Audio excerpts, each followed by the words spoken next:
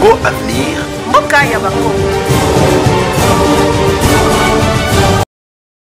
Bonjour et bienvenue sur Congo Avenir. Très chers compatriotes, excellente semaine à toutes et à tous qui nous suivez de partout dans le monde. Merci pour votre participation d'une manière ou d'une autre pour l'évolution de cette chaîne d'actualité. Vous avez toujours été nombreux et permanents à nous suivre. À chaque fois que l'actualité nous exige d'être là devant vous, nous sommes infiniment reconnaissants. Mesdames et messieurs, bonjour ou bonsoir selon l'heure à laquelle vous allez nous suivre. Tozana et Bandelia, semaine topesibino, merci Mingi. C'est 19 mai et Zalaki dimanche, il n'y a pas de Pentecôte. Ce dimanche-là, aller tourner na Eloko Moko, na Mbokanabiso Eloko Moko, donc on ne pouvait pas croire que Bakité il qui souka ndengenini. Et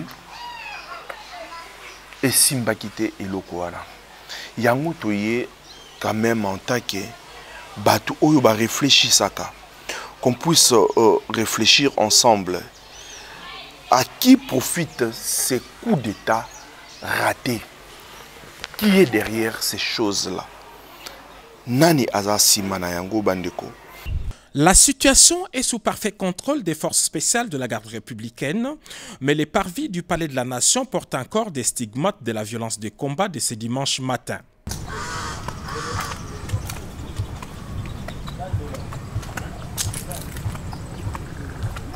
Selon les informations que nous avons recueillies sur place, les commandos avaient organisé son attaque en deux groupes.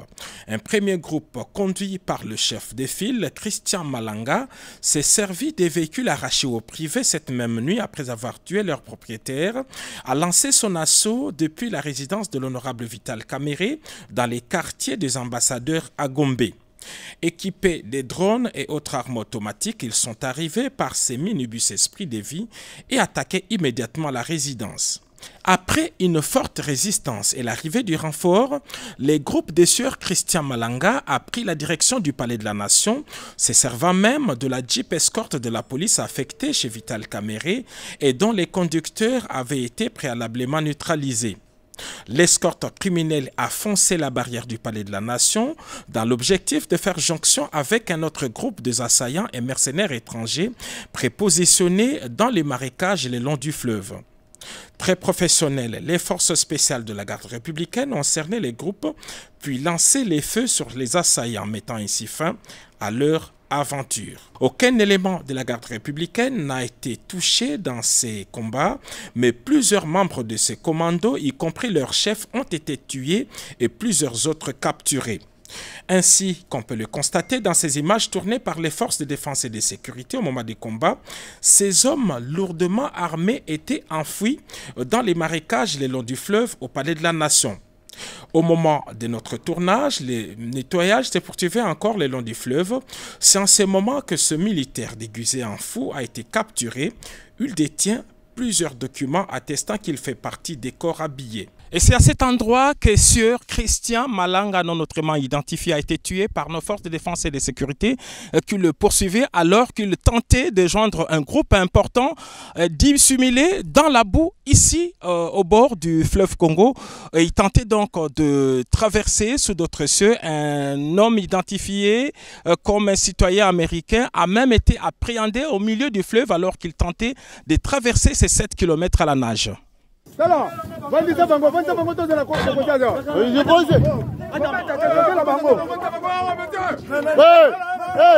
Commandant compagnon le bibo vend sa bangoana. Nous aïe!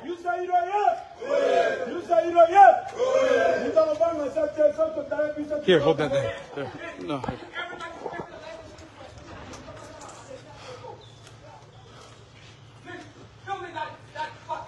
We follow with the idea. Make the gun move. Make this gun work.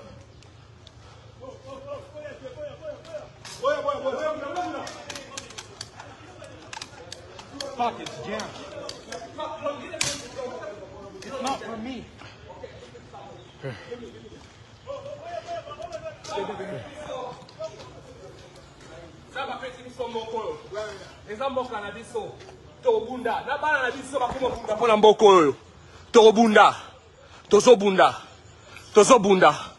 Tozana parler de la nation Sikoya.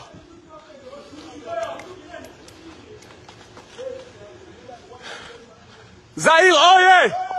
Zahir Oye!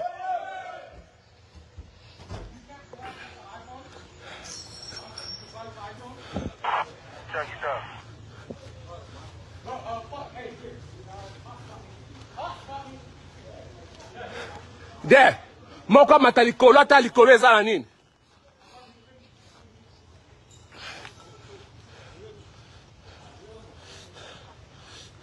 Zahir, bana Zahir.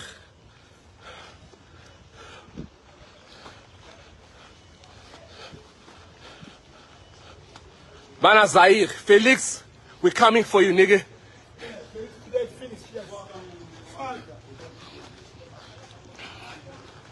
Felix, finish. What patriote from one?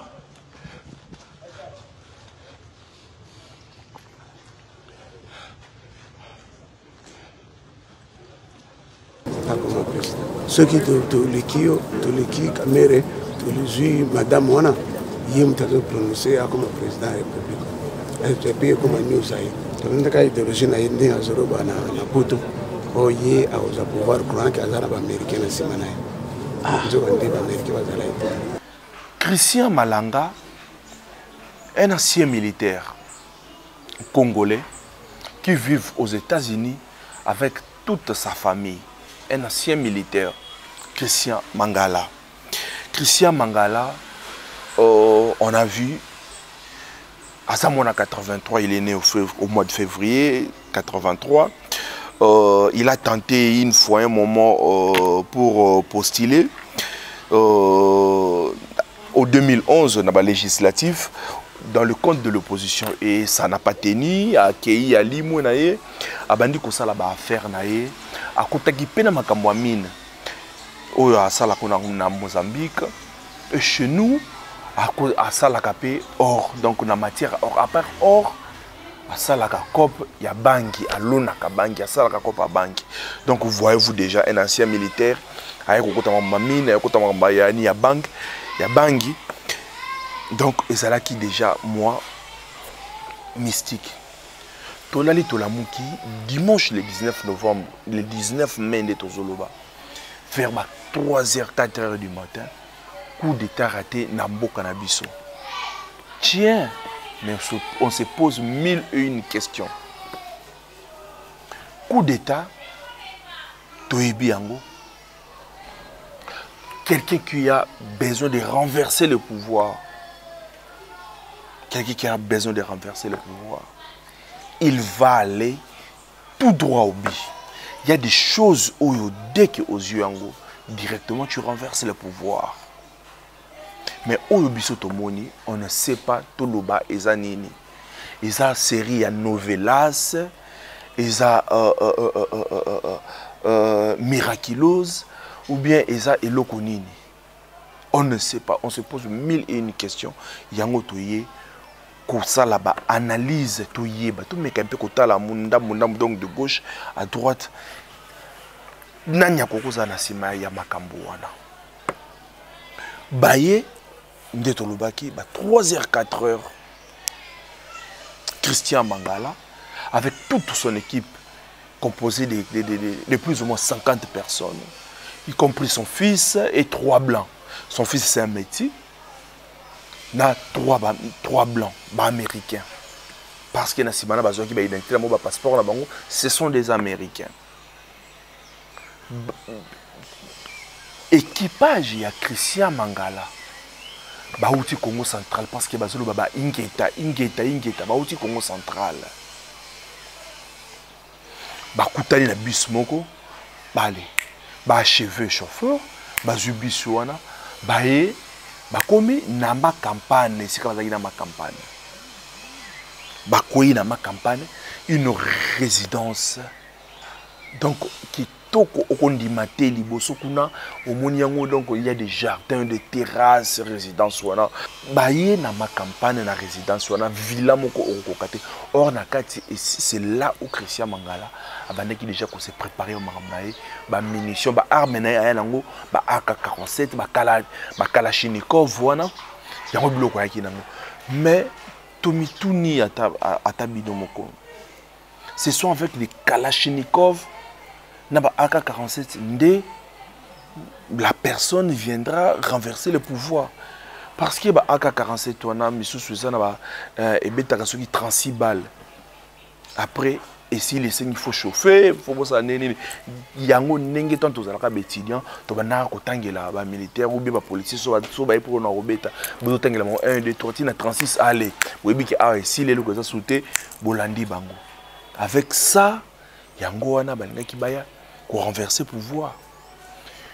Je disais ici il y a des endroits où yo soki ozu yango ndé baebike au renverser pouvoir comme azalaki na besoin na yango Christian Mangala bazwaka radio nationale bakangi aéroport na nde tomonaki wana na bamboko misusu na bagabon bokei tibo accéder na ndako ya président de la République bokangi mais oyo biso tomoni bakeinde kokoya na lupangu ya Vital Kamerhe. Vital Kamerhe afandi na Gombe na Tchachi côté pembeni tout près à parler de la nation. Et Vital Kamerhe n'est pas le seul politicien oyo afandi kuna. Il y a plusieurs politiciens, beaucoup de ministres donc presque bango tout balingi Gombe baza pembeni wana. Bake kokoya na lupangu ya Vital Kamerhe comment et baye wana ba kotisi drone likolo. Dans le pangu, donc côté drone, lorsque ma garde, ma moni drone, une abimi boye, un garde abimi boye, allez, bakangiye, comme font les portables, bakangiye, bakotinaye, affronter mes bandits, ndeto moni wana, ba achever mi balé balali wana. Et puis, dans l'air des assaillants, wana, ba welaki, ba memiye, et baké kokoya, la palais de la nation. Qui les avait informés à propos du palais de la nation, qui n'a palais de la nation. Naninde a informé Kibango. Est-ce qu'il savait que non, peut-être le chef allait avoir des rendez-vous? Parce qu'on ne peut pas négliger. En ce moment ici, il y a des enquêtes qui sont en cours. Enquête et service et ça service et ça bon motomoni yango biso nyonso tomoni yango dans ma image bomoni wana na ndenge balingaki bakima na nzela fleuve misusu bakangi ba américain wana Christian Mangala a été achevé donc c'est lui le leader, il était achevé. Son fils on l'a arrêté américain mais eloko tout ça ko yebisa bino na moment oyo États-Unis et Sengi extradition ya batunaye donc États-Unis et Sengi ke botindelaye batunaye trois Américains plus le fils de Christian Mangala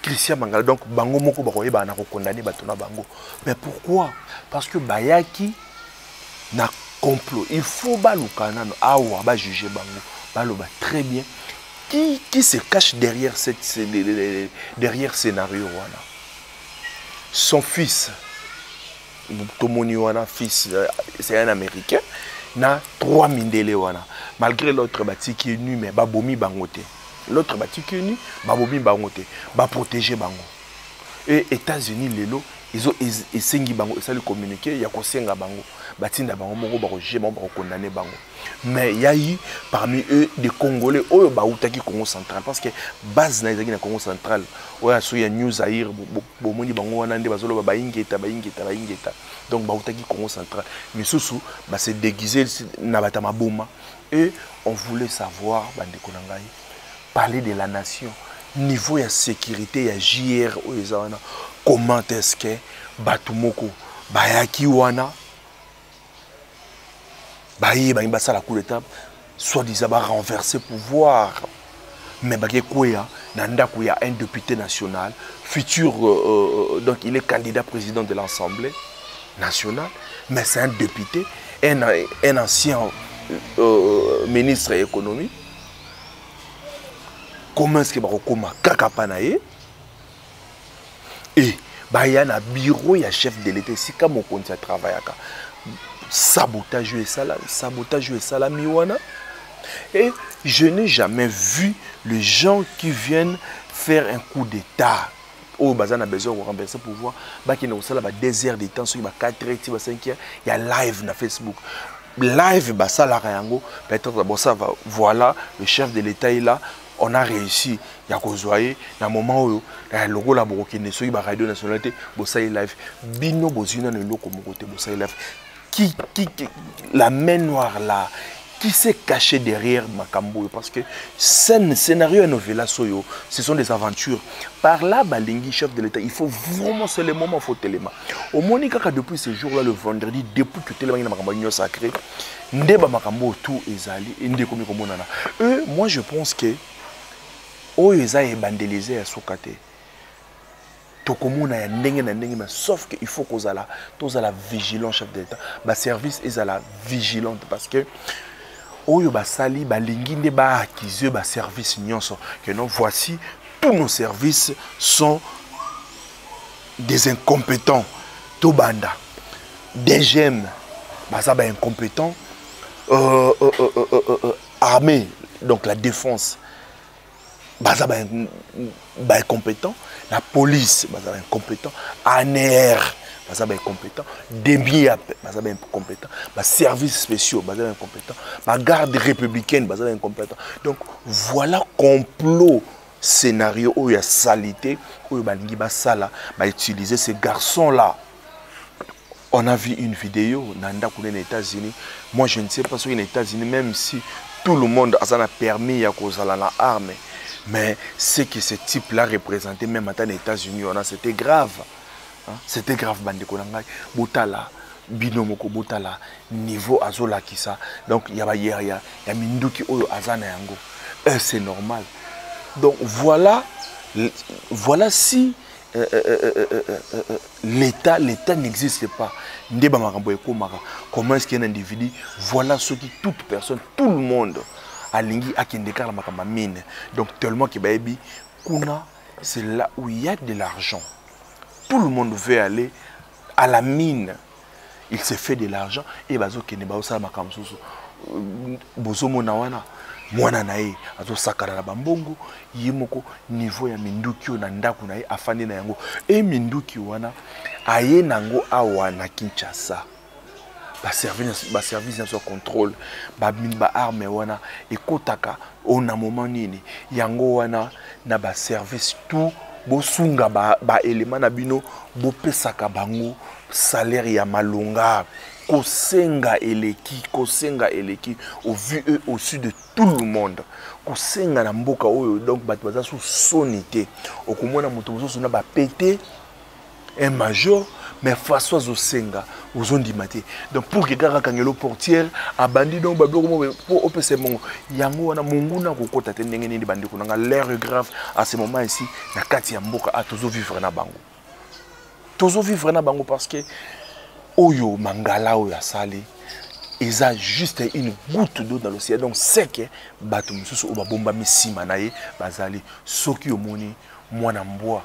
Donc moi na mboa mutuna mati tili kola mire moko boy ata 2-3 mètres c'est que ba mikolo ezana moto sani atomboli soki mwana soso atoni na nzungu c'est que mama nae azana siona eza normalité. Comment est-ce que Christian Mangala akutisa ba munitions nyonso oyo azalaki na yango wana ba Kalachnikov ba AK-47 ona akutisa yango na ba teni oyo akutisa abeta bango. Donc il prend tout son temps. Bon moni tango tozo zalaka tous a bloqué quelque part la union sacrée présidium na bino wana balingi bacha ba concubine na bango balingi bacha bana na bango balingi bacha ba maîtresse na bango.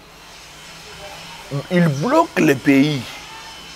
Il bloque le pays pour na ba avantage na bango pour na égoïsme na bango bandimi ba bloquer. Donc il jure que seulement la présence na bango soit bazali soit bazali, donc il faut bazala rien et ça dans sens c'est normalité. Voilà ba makambo to sala au lieu chaque personne a service na ici kana e asala musala malamu bato bazo ko sala musala malamu te mutakoya a présenter quelques billets de banque asali ni au lieu na place ko sala contrôle na lolenge oyo elongo bani musala e ko sala maté.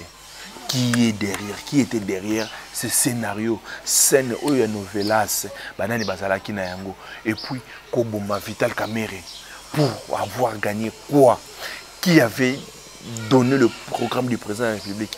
Est-ce que Baïbaki Keno peut-être le président a reconnu qu'on travaille pour Tiba des heures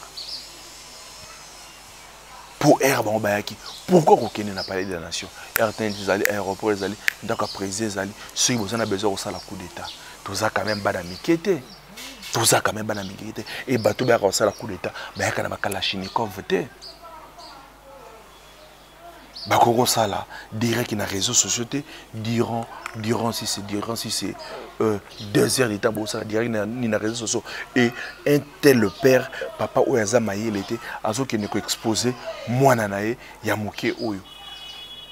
Na ba sale besoin nae. Ce que vous en a besoin de pouvoir, ba urne zali, bazo bien no ya postuler, joie pouvoir et puis bongi ça.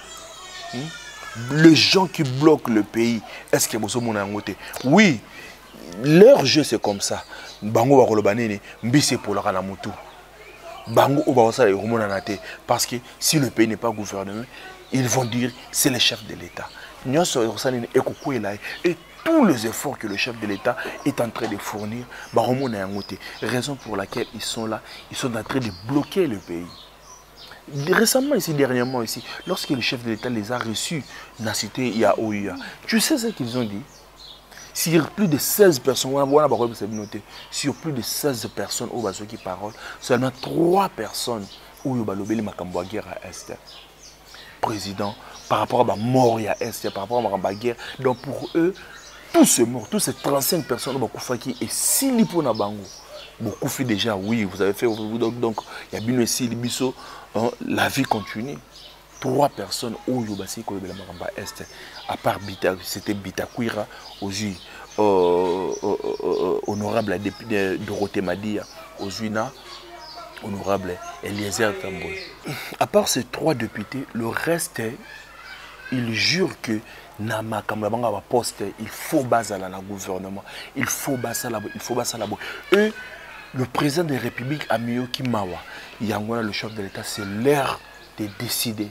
Ces gens-là, dans 2 ans ici, ils vont te tourner le dos de Bassala et Joseph Kabila. Ils vont te tourner les dos, ils ne feront rien pour ce pays, ils ne feront rien. Donc, charge Zaya Yomoko. Dans le moment où donc tout le monde dit que Christian Mangala était achevé. Bamboma qui est, nous autres on a eu Zaliwana, maintenant tout ça moi, Mindelewana. Bobomi bangote pourquoi? Bobomi ba Congolais belé. Bon, ils avaient quand même besoin d'enquête et le cas baïba qui est citoyens américains. Tu habites nini au service à Kosala na bango. Nous soulignons que les États-Unis a demandé l'extradition. Il y a 4 personnes parce que ce sont des citoyens américains. Pour bango mokoba juger bango kuna na mboka na ba condamner bango. Mais quand même faut que torturer bango balapa comme na mwana Christian Mangala ainsi que les autres là. Là c'est un message na les autres au batikali au bazomona maseki Corneille Nanga et les autres Christian Mangala yona akei, il était soutenu. Sa famille pleure. Je vis sa famille pleure. Botala ba image.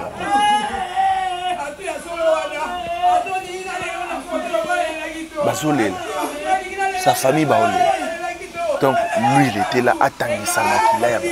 Et aujourd'hui ils sont en train de pleurer. Donc il était soutenu, il faisait des réunions dans la partie Naïwana. Donc il était soutenu par le multinationaliste. Donc niveau de soutien, c'est qu'il y a encore il y a encore une anguille sur roche. Donc il faut que bah service bah sala musala to meka kotala moi extrait il y a réunion na ye tango de sala ba réunion na ye ko bongsa makambo na ye ndenge ni ezalaki.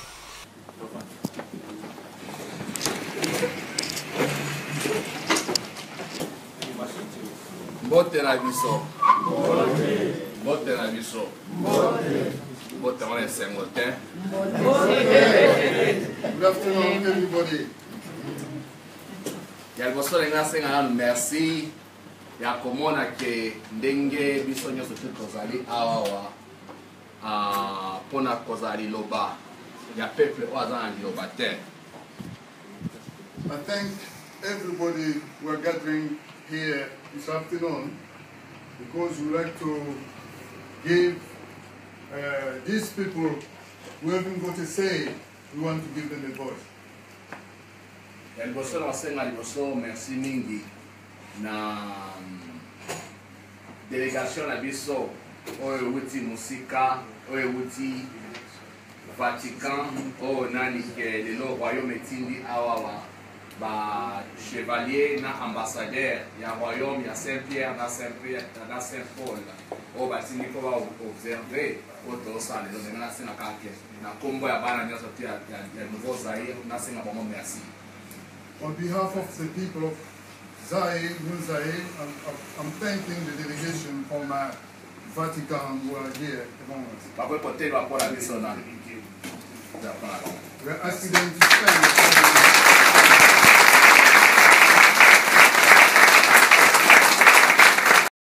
Donc on a bomoni extrait au régime proposé là il y a bureau na ya ba réunion na ye.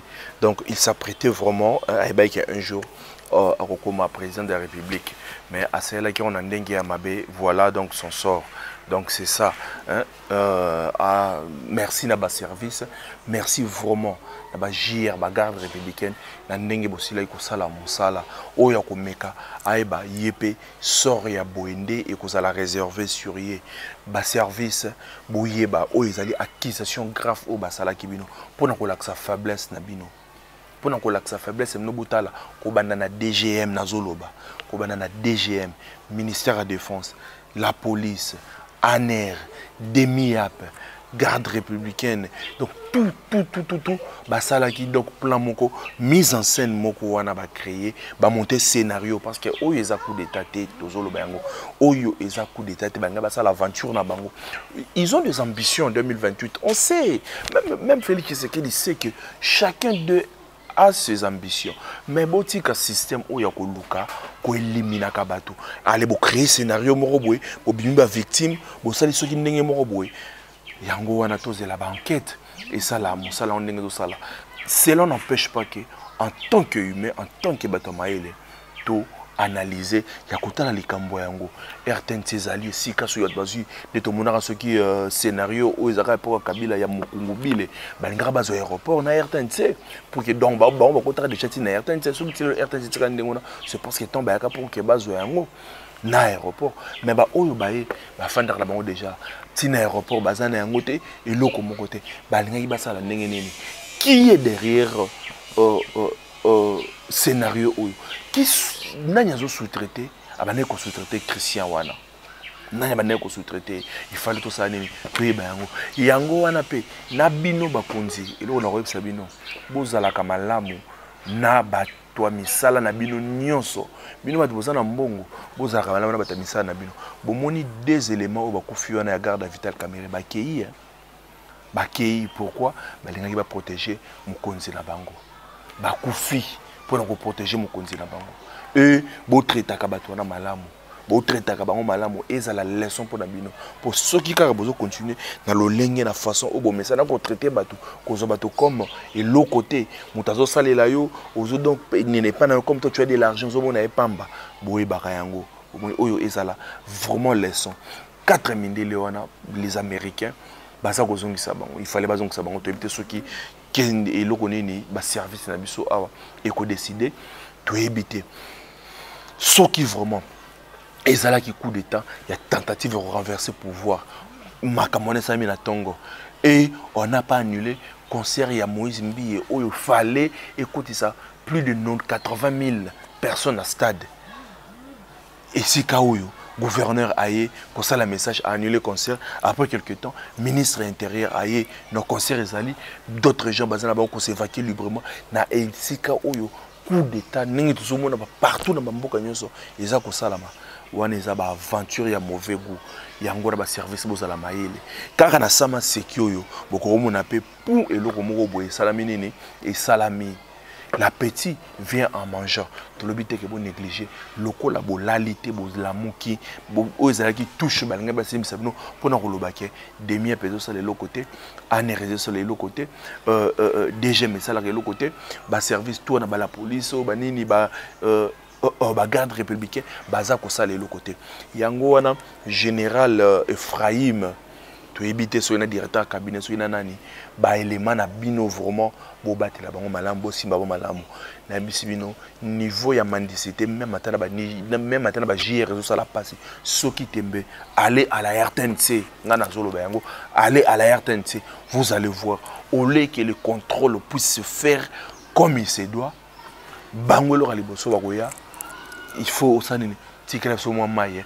ça pas du tout pas comme ça bongo za malamu te yangwana ennemi ya kokota la police ko tuwana na parle même pas na ko benga ngata poubelle na ni na FRDC na parle même pas ba tout ba comment ko ça la garde quelque part et intention de bango liboso et comment kuluka donc kosenga quelque chose quelque chose ceux qui va moni motoyer va ko peso bonheur va ko sala parce que ba bi ke na sima ako tike la biso quelque chose à la place ya ko sala mosala to pesi merci ba service nyonso ndenge bozo ki situation au contrôle na maboko ba juger oyo il faut boki ba politicien mboko baningi ba congolais. Le chef de l'État, on le répète, le chef de l'État travaille seul, il est seul.